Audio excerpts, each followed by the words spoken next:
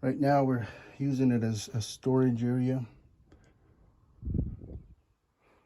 But there's one stone here that's covered, another stone here, and you can see the inside right there.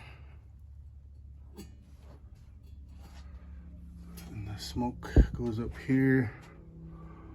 Gotta put in a new light bulb. Got our window. But yeah, that's our Piki house. We'll do another video where we have it all cleaned out and maybe fire up the stones and give them some attention. So yeah, look at it's a nice little small area. Sorry it's a mess, but we're busy moving some things around. Generally there would be a chair here and a chair on this side. So yeah, we'll get another one later.